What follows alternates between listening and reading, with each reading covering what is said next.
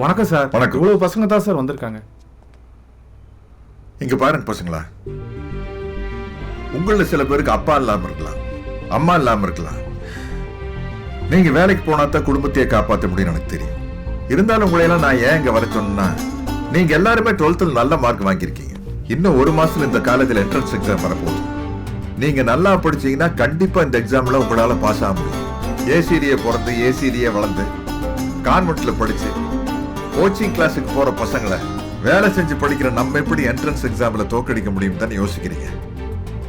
என்ன பண்றது, நம்ம சிஸ்டம் அப்படித்தான் இருக்கு.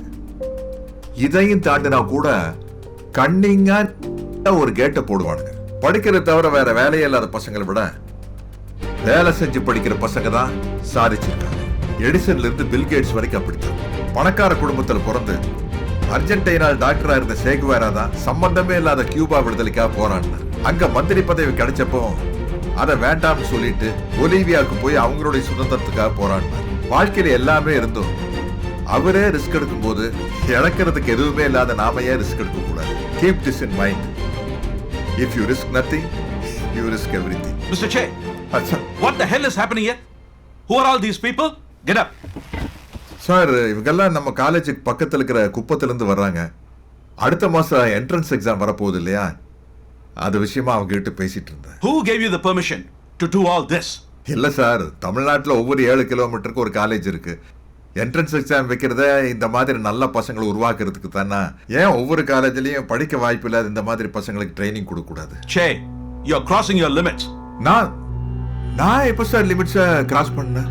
ஏதோ ராஜஸ்தான்ல 3 பேரு ஆள் மாறாட்டம் பண்ணி பாஸ் ஆனாங்களே, அதை சொல்லிட்டேன் சார். இல்ல பீகார்ல ஒரே கோச்சிங் சென்டர்ல சேர்ந்த 15 பேர் பாஸ் ஆனாங்களே, அதை ஏதாச்சும் சொல்லிட்டேன் சார். இல்ல பப்ளிக் எக்ஸாம்ல கவர்மெண்ட் ஸ்டூடெண்ட்ஸ் நிறைய பேர் பாஸ் ஆகிறதுனால உங்களை மாதிரி ஆளுங்கெல்லாம் கல்லா கட்ட முடியாதுன்னு இந்த மாதிரி என்ட்ரன்ஸ் எக்ஸாம் வைக்கிறீங்கன்னு அப்படி ஏதாச்சும் சொல்லிட்டேன் சார்?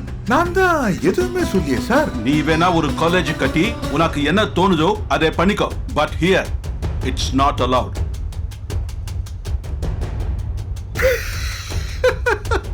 சார், என்ன சார் காமெடி பண்றீங்க? இந்த காலேஜ் தமிழ்நாட்டுக்குள்ள தான் இருக்குது. மயிறு, நாங்க சொல்றத நீ கேட்க. Che, administration கேவலம் இதே பசங்களுக்காக பஞ்சிக்காது. They will make sure that you will have no future. வாங்க சார். இவங்க தான் நீ சொன்ன பசங்களா? கிழிஞ்ச பேண்ட கீரி புள்ள மண்டையுமா? Sir sir sir sir sir, அறிவுங்கிறது ஜீன்ஸ் பேண்ட் பாக்கெட்டுக்குள்ளேயே மண்டை மசூருக்குள்ளேயே இல்ல சார். அது தலைக்குள்ள கொல கொல கொல கொலன்னு ஒரு ஐட்டம் இருக்குல்ல சார், அதுலதான் இருக்குன்னு பெரியவங்க சொல்லியிருக்காங்க சார். நான் சொன்ன மாதிரி என் பையனை இங்க சேர்த்துட்டேன். இப்ப நீ என்ன பண்ண போற?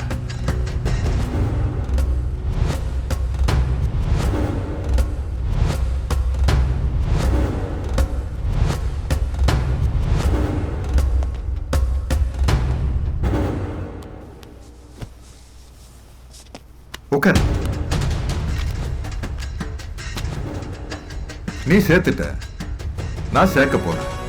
அடுத்த மாசம் இந்த பசங்கள்லாம் இதே காலேஜில் படிப்பாங்க. அதையும் பார்ப்போம்.